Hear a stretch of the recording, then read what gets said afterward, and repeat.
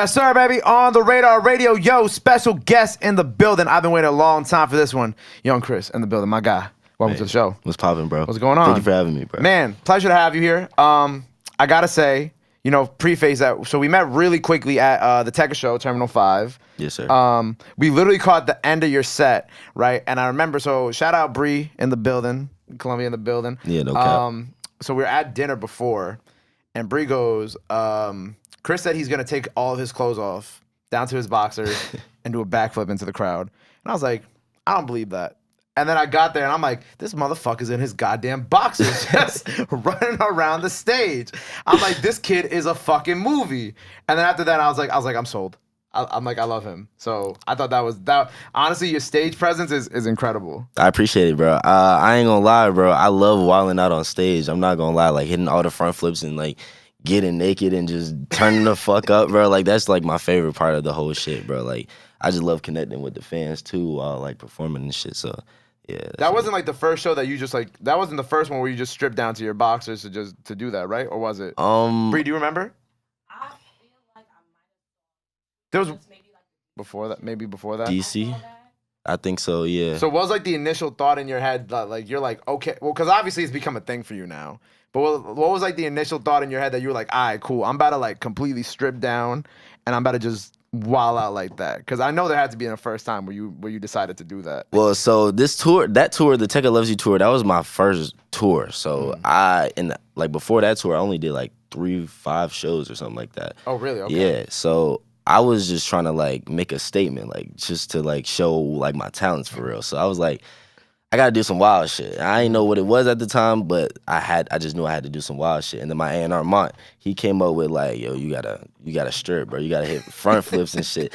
Well, I did the front flips part, but he said you gotta strip, bro. You gotta just turn the fuck up, you feel me? And I was like, all right, bet, yeah, I'm gonna do that shit. And I think I first did it New York show. I think I did.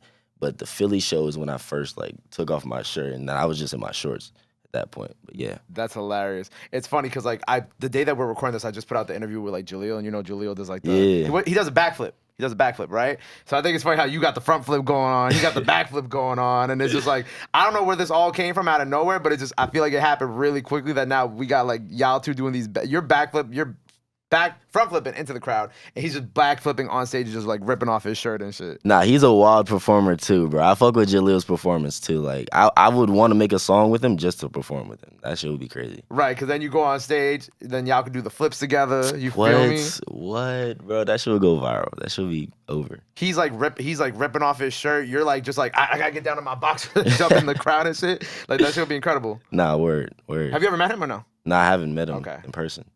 Soon come, Jaleel. Hit Chris up. Nah, word. So you said you did 3 to 5 shows before the Tekka tour. Yeah, like only 3 to 5, and it was like some small like 200-person venue type of shows. So that's like kind of nuts that you had experience before the Tekka tour, but you didn't have like a ton of like experience with like that size of like a crowd either yet. Nah, not at all. I thought I was gonna walk out there and just like be nervous the whole time. Like right before tour, I was like super nervous. You know what I'm saying? Butterflies in my stomach and shit. But like when I got out there, like the very first show, I was like, oh yeah, I'm about to turn up this whole tour. When you said you were nervous, like do you have like a pre-show ritual? All right, bet. So I never told nobody this. I got this little pre-show ritual. It's called BSS.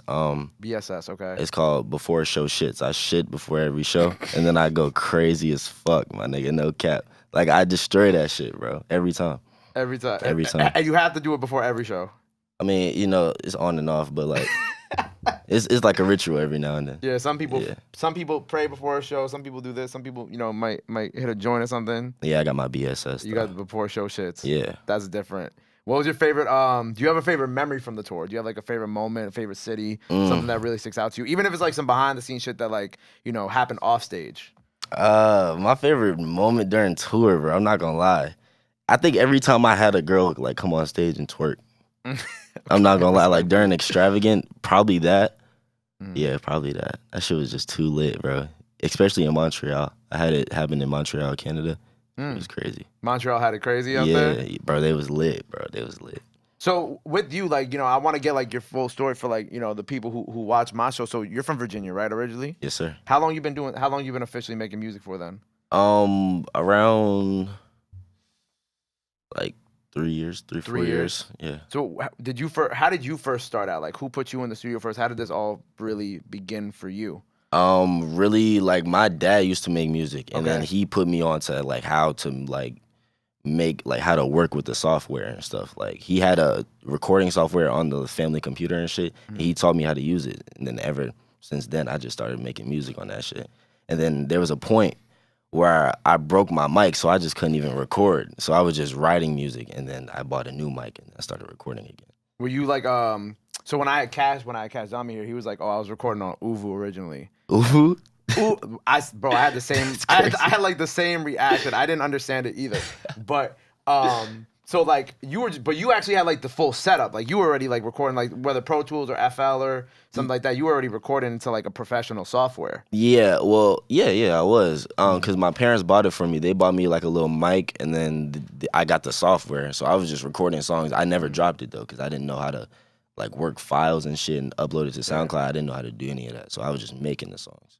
So you would consider yourself like I don't want to say like SoundCloud baby, but you would consider yourself like you started off on SoundCloud. Like SoundCloud yeah. for you was like the very beginning. For sure. Well, I would say YouTube, but like SoundCloud is where I really started dropping music consistently. Right. Because I feel like when I see your music and I see, you know, you on SoundCloud versus YouTube, like you're very much like you said, like it's kind of you're from both of those worlds. Yeah. When nowadays, like, and I like having this conversation with different people because, you know, you all have different perspectives, but like now I feel like we're in a very like YouTube heavy era versus like a very heavy SoundCloud era. Like that SoundCloud era stuff is still there. And like there's like, you know, the new wave of SoundCloud artists. Shout out Lewis is also in the building, my guy. But like and I see like them going crazy on SoundCloud and y'all going crazy on SoundCloud. But then also like YouTube's really become like the place also at the same time. Yeah, hell yeah. I would say TikTok too. TikTok, yeah. Of course. But yeah, YouTube for sure.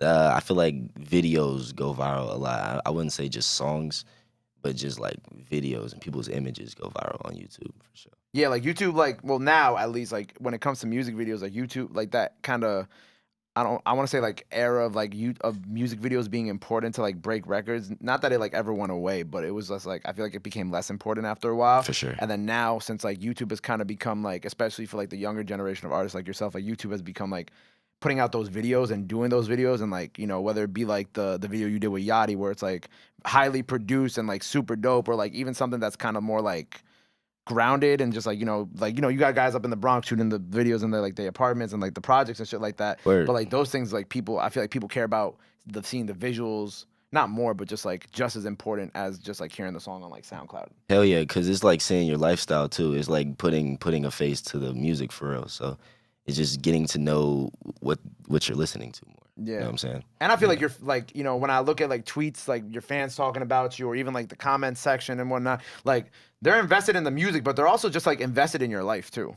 Yeah, hell yeah. I mean, that's how you really got to have it. Because like if they only care about the music, then that's all they're going to ask for. Yeah. Me, so. Which is what they... yeah, that's what they ask for, but yeah. Because like half the time, like when I'm like scrolling through your comments this morning, I'm like reading, I'm like, yo, bro, they're just asking for like 30 different unreleased songs that are all like, you know what I'm saying? I'm sure you're going to give some of them on the project, which we're going to talk about, but like, yeah. I'm like, damn, bro. I'm like, I feel bad for Chris because they got like all these different songs that they ask for. I'm like, I know all these songs ain't coming out on that project too. Nah. Well, damn near most of them, but like not all of them, yeah. Do you have like a crazy fan experience that like sticks out in your head? Hell yeah, bro. I was in Toronto, Canada. These stories keep coming from Canada, huh? Yes, bro. For some reason, I don't know why, bro, but I love Canada. But Toronto, Canada, I just got done stage diving. I was crowd surfing and shit. And then the security guards was bringing me back out. And then, like, this guy, he was like 27, 28. I'm getting out of the crowd, and then he just starts patting my back, just like telling me good job, and then he gets lower and then starts smacking my ass. I'm like, what the fuck is going on with this nigga, bro? I spin back like hella fast and shit. Like I turn back and look at his ass, but I ain't want to smack, bro, because you know that's lawsuits and shit. But yeah, and he paid to be there a little bit too. Yeah, word. But I guess he was just a little too excited. I don't know. I'll give him the benefit of the doubt. He was too excited to see Chris. Yeah, word. Do you ever like? I don't know. Do you ever find it difficult to give yourself more to the fans in the sense of like let them into your life more? Yeah, a little bit, bro. Because like it's just like I don't know. I'm not used to like just like telling people just about me and just like giving them like personal information like that to people that I just don't know like that. So, but I'm trying to like warm up to that though, cause that's my fans. They got me to where I'm at right now. So the least I could do is just tell them about me. Right. So okay, so this project that's coming out, I like how you were at the offices when you like announced it, and you like people are sick and tired of me telling them that I'm not dropping, this and that. So the project is coming out August 19th. What are we calling this? EP? Virality. Well, I know it's Virality, but is it like an EP? Oh. I would say yeah, like an EP. It's an Tape. EP. Yeah. Okay, so it's an EP. Obviously the song with Yachty's on it. What do you putting this project out? Obviously you want people to be like, all right, stop telling me to drop, I'm dropping. But like, what did you want to personally do with this project? Personally, I just wanted to really show off like my virality. Honestly, just like putting a whole like list of songs that all have super high attention all on one like EP. You know what I'm saying? And just showing people like my real talent, just to really take me serious type shit. Word. And we had to join on with Yachty on there, which I told you I got to see the video a little early, and the video for it is fire. How did you and Yachty first get together for this record on the project? So I made that song, and then I was in the studio, and my A&R said, he was like, yo, Yachty would sound fire on that shit. Like, we was thinking of just features for the song, and then we just came up with Yachty. And then Yachty's producer made that beat, so we was just like all connected, and then we made that link just like that. Oh, so simple. Yeah. I think, and also like I feel like Yachty, like people don't give Yachty enough credit, but Yachty really be like tapped in with with like a lot of like the up and coming and like new stuff that's like out here, whether it's your sound, whether I see like a lot of the stuff he's doing with like New York artists too. Like people don't give him enough credit for like actually being tapped in on like that type of being at the level that he's at right now, where he doesn't like. Where nobody expects him to be tapped in. You know right. Hell nah. People do not give him enough credit. Like he really do be like helping artists like Detroit, goddamn, just the younger artists, just the whole new generation, and that's fire because I believe in listening to the younger generation, because if like the grown ups or whatever like started listening to the kids, bro, the world would be crazy. I'm not even gonna lie. Right, because obviously like the young generation is what's listening and streaming and doing like the most like in terms of like consuming the music and whatnot also. Where they're just in time. And I'm looking at the track list for the project, right? Obviously the last record on the project is called Serenity, Letter to X, and I know XXX was is a big influence for you, a big part of like your inspirations and shit. I haven't had to hear the song yet because obviously it's not out when we're recording this. Word. But tell me about this record, like why, like the concept behind it, what you're talking about on the project, on the song, all that. So the song is just really just a dedication to X. Just like he inspired me so much, so I just wanted to dedicate part of like this tape for him. Okay. You know what I'm saying? And just telling his story, how I felt when he died. And I'm not only talking about X, I'm talking about Juice WRLD on that song, Pop Smoke, Nipsey. I mentioned a whole lot of greats. I'm just mentioning just greats getting taken at like very early, Right. So it's obviously it's a song, like you said, like Letter to X, but you're also touching on like the other people who you looked up to too. For sure. Do you feel like this is one of your more vulnerable songs that you put out? Yeah. If not the most? Yeah, the most for sure. But I'm trying to tap more into that side of me, than my more personal side. With my music, so. Are any of the other records that are now when we're recording this like that too, or is that like kind of like the beginning of you really opening up in that sense of the music side of it? Yeah, this is the beginning for sure. But like I made some shit last night with Da Vinci and X Love Clo. That's an artist that I really fuck with, X Love Clo. I made some shit with them last night. This shit's crazy. I think you posted about it on your gram, right? You said it hit last night. Yeah. That shit's crazy. And it's in that same vein of like kind of. Just like more, vulnerable in personal music. Dope, man. I'm looking forward to this project. One thing I also like, obviously I know you're from Virginia, and I wanted to know like how did you and Push first connect too? How did that because like when I saw that, like when I first got into it with you, I was like, this is an interesting relationship because it's not a relationship I would have expected, but I think it's pretty fire, and I wanted to know the origin of how that all began. All right, so basically I was at my friend's house and I was just kicking it, and then I got a call from my A&R. He was like, because at the time I didn't have a manager, and he was like, how would you feel about Pusha T being your manager? I was like, hell yeah. Like, what, bro? Like, why would I say no to that type shit? And then he was like, y'all both from Virginia, you know what I'm saying? Y'all both have the plan. Y'all got the roots, so we can just make this work. And then so I said, yeah, let's do it. and then I met him in the studio. This was like around last year, around the time Blood on the Leaves was going crazy, Yeah. like around like June, and we just met in the studio, talked about like his plans with me, where he wants me to be, and then just made it happen. Rest was history after that. Yeah, for real. And it's just kind of cool because y'all from like same area. Yeah.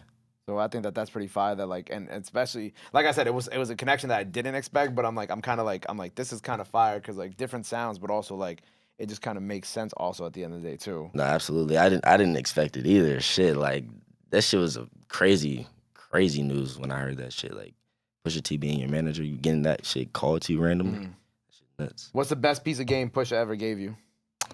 I would say just be patient. Mm. Just being patient because like your time will come. I think I went to this Sofego show. It was his very first show in Atlanta. And he told me like, just wait, just like be patient. Because I was watching the show and he was like, you can have all of that too. You just have to wait. And I mean, I did eventually.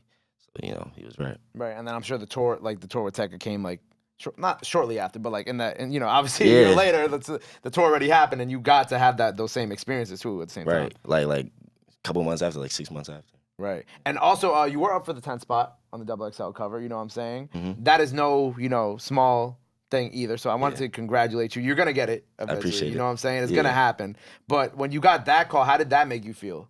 Bro, that shit was nuts, bro. I'm not even gonna lie, because I've been watching XXL since a kid, bro, for real. Like, everybody talks about 2016. That's obviously great. 2017. Like, I 2016. Yeah, bro. I literally grew up watching all that shit. Literally all my favorite rappers been on that shit. And then it would have just been an honor to be on that shit, for real. So It's coming, bro. yeah. It's coming. It's like what Push told you. Just be patient. It's gonna come. Yeah, I'm already knowing. Like, yeah, Bree, I'm gonna mic you up one of these days. I'm really gonna mic you up one of these days. But it's gonna come. You also got some stuff with DC, the Don, coming. Yeah, for sure. That's coming with the project. You said the 19th. That's gonna come with that as well. Or? Yeah, it is. Okay, cool. How'd y'all two get together for that joint?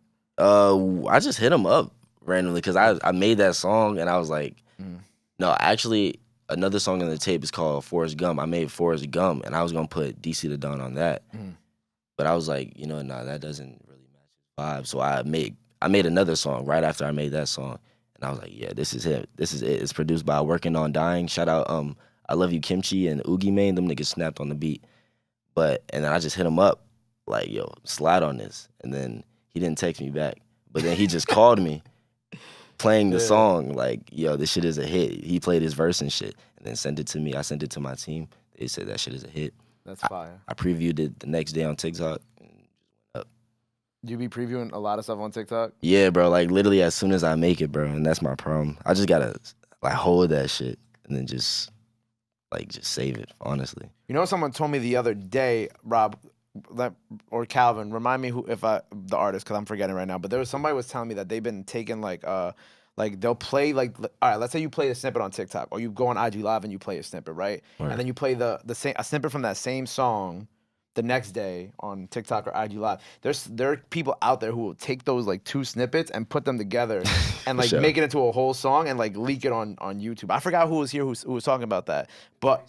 Yeah, it was like this week. But like, I think about stuff like that when you're talking about previewing stuff on TikTok and you're saying that that's your problem. Because people will actually take that shit and like, if you played it again on IG Live, they'll just turn that shit into a whole song and put it out on YouTube too. Bro, literally, bro. And it will sound like the song. Like, it would be like, damn, you just basically leaked my shit. But nah, yeah, I done that with many songs. Like, Fooling Around, I've previewed on TikTok, played it on live.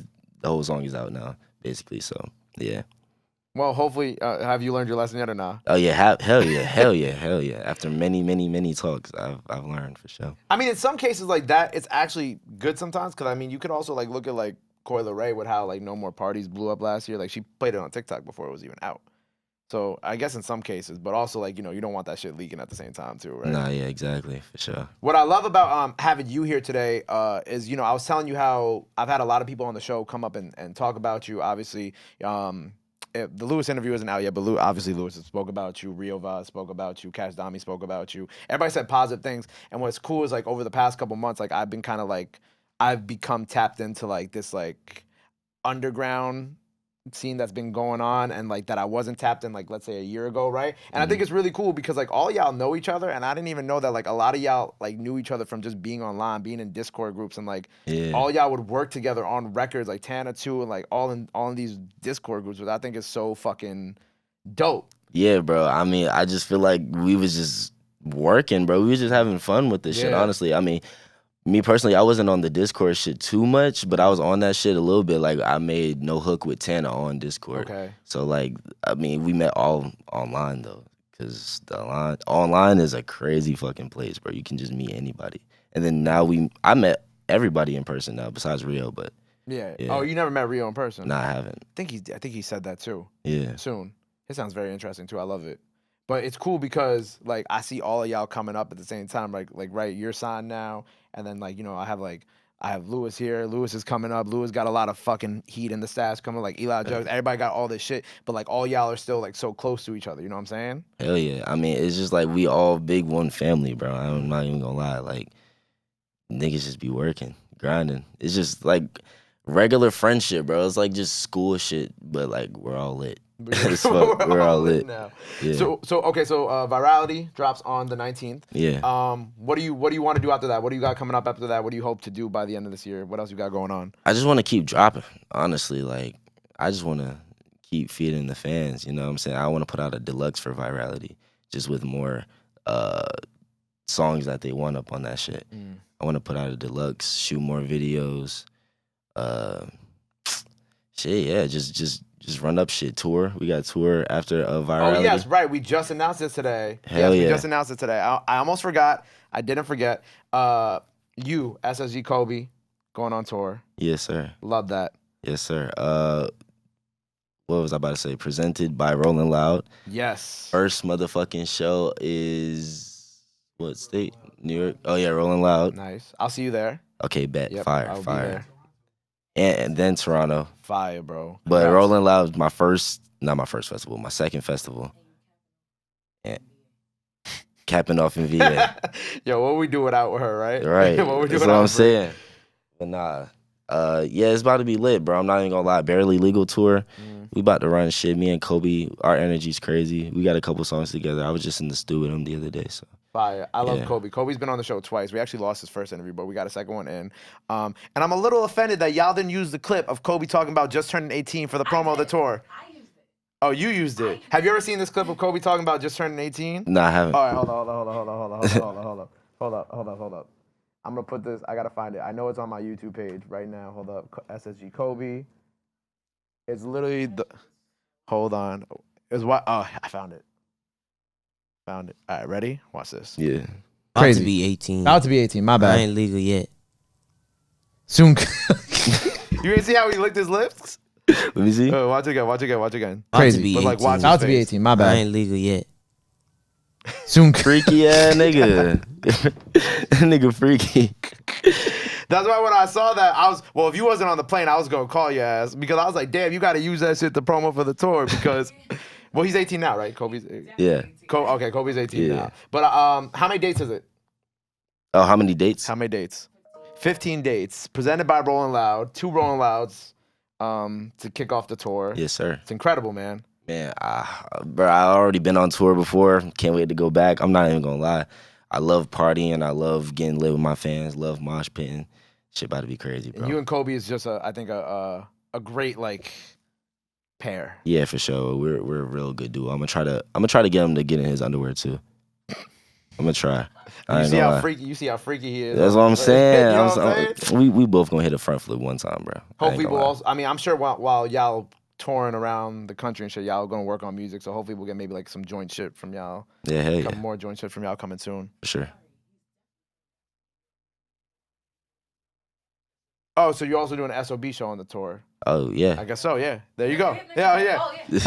Oh yeah. So we'll definitely we'll see you back both times. SOBs, Rolling Loud, New York City. Make sure y'all go get those tickets.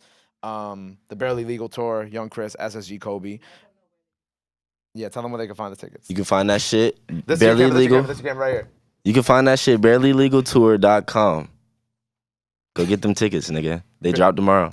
dropped. Oh, they're out now by the time y'all see this, because I'm putting this out right before the project. So make sure y'all go get those fucking tickets, man, because they might already sold out. You already might be shit out of luck at this point, but make sure you go get those tickets. Before we sign off here for the day, so Virality, August 19th, Barely Legal Tour. Go get those tickets. Before we sign off, if there's anything else you want to let the people know, now's the time to do it. Where they can follow you at this camera right here. Hey, man, you can follow me everywhere at Yvngxchris, you know what I'm saying, Twitter, Yvngxchris Tucker, you feel me? Virality dropping August 19th. You can get the motherfucking Barely Legal Tour tickets at barelylegaltour.com with me and SSGKobe. And don't get it fucked up, nigga. I just dropped Ain't No Fun. You feel me? Let's go. There it is. Make sure you go follow him. Go get those tickets. Go show him some love. Go show him some support. Virality out August 19th. Go stream that. Love and support is free, but y'all already knew that. Till next time, my guy, Yvngxchris on the radar. Love. Boom. Appreciate it.